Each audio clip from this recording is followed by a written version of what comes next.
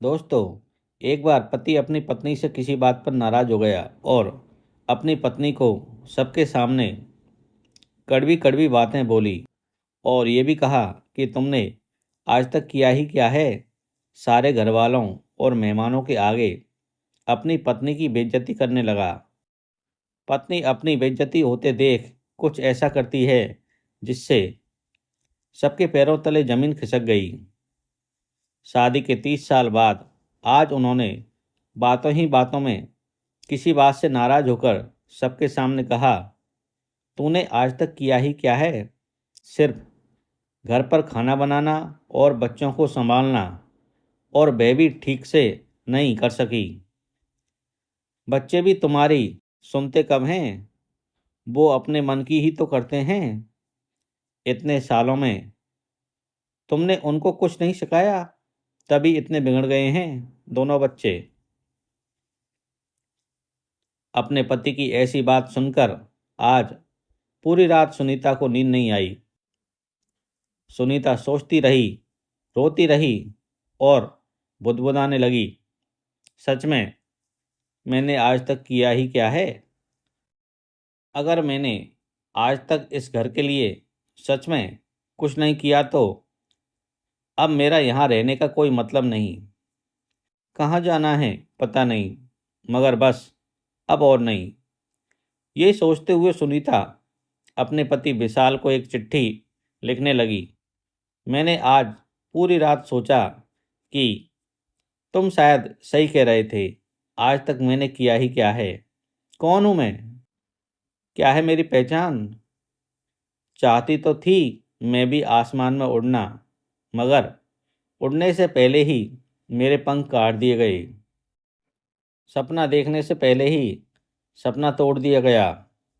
बाबा ने कहा, शादी की उम्र बीती जा रही है, मुझसे पूछे बिना ही मेरी शादी करवा दी गई। बाबा का तो मानो बहुत बड़ा बोझ उतर गया।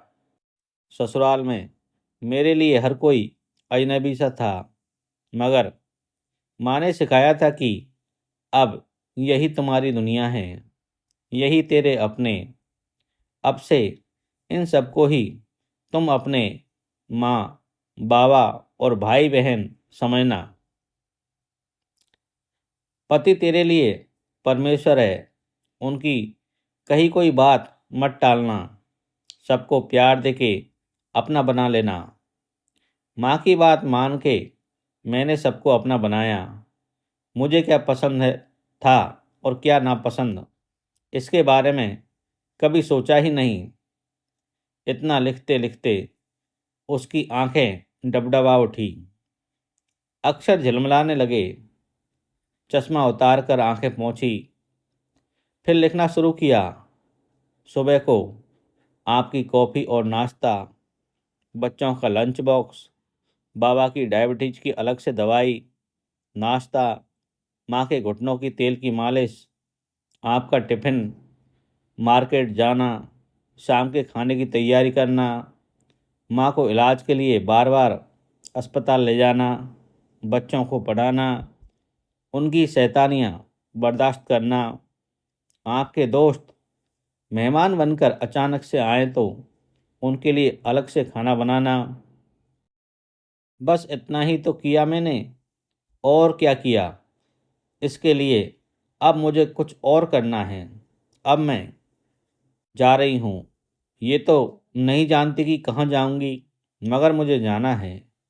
पर तुम अपना ख्याल रखना। फिर सुनीता उस चिट्ठी को टेबल पर रखकर चुपचाप घर से बाहर निकल पड़ी।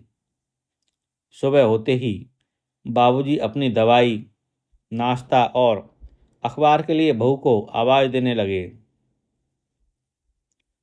उसके साथ ही माँ भी अपने घुटनों के मालिश के लिए बहू को आवाज़ देने लगी।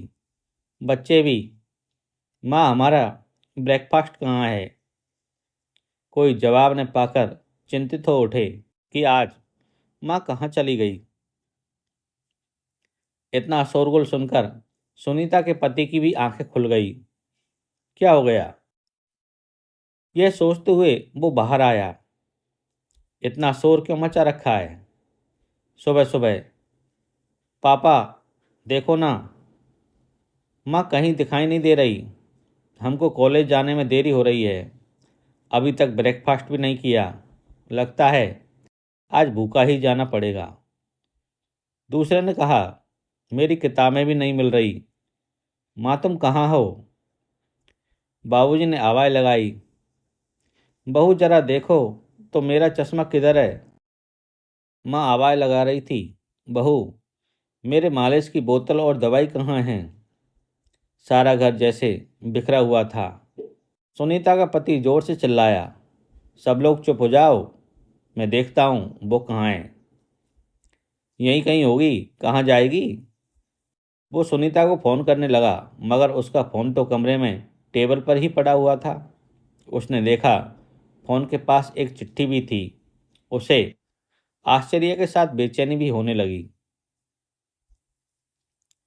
उसने जल्दी से चिट्ठी को खोलकर पढ़ा। चिट्ठी पढ़कर ही उसे याद आया कि कल शाम अपनी पत्नी का कैसे उसने अपमान किया था, वो भी सबके सामने। ओह, उसे अपनी गलती का एहसास हुआ।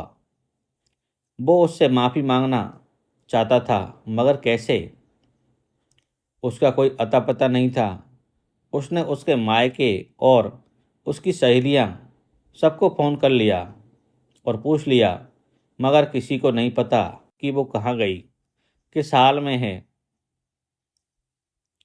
घर में कोहराम सा मच गया था।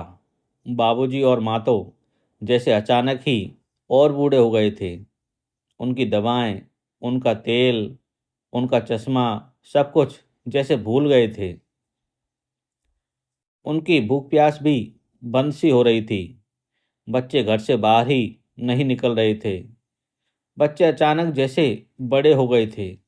मजबूरी में वे घर का काम संभालने लगे, मगर बहुत सारी चीज़ें उनको मिल ही नहीं रही थी। सुनीता के पति का दिमाग ही काम नहीं कर रहा था। आखिर वह करे तो क्या करे और जाए तो कहाँ जाए? पुलिस में रिपोर्ट करने में भी बात फैलने से बदनामी का डर था, मगर रिपोर्ट तो करना ही होगा। उसने सोचा कि एक बार ससुराल वालों से बात करने के बाद ही पुलिस में सुनीता के गायब होने की रिपोर्ट देगा। अब बिना नहाए धोए भूखा प्यासा वह बदहवास सा अपनी ससुराल जा पहुंचा। ससुराल वालों ने उसकी हालत देखकर उसकी बात को गंभीरता से सुना। उसे बात करते करते आंखों से आंसू बहते देख सुनीता से नहीं रहा गया और वह सामने आकर खड़ी हो गई। सुनीता का पति जैसे नई जिंदगी पा गया हो और उठकर उसका हाथ पकड़कर उसे भरी आंखों से देखने लगा।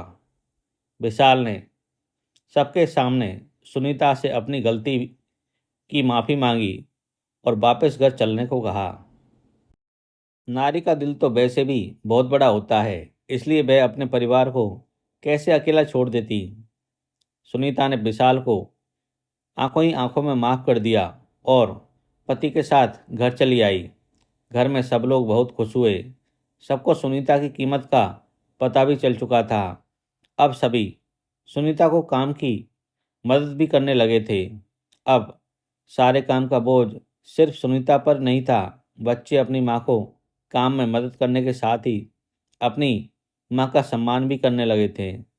सुनीता के पति विशाल ने अब जान लिया था कि सुनीता ने आज तक जो किया था उसे कोई और कर पाने में सक्षम भी नहीं था। तो दोस्तों, आपको ये कहानी कैसी लगी?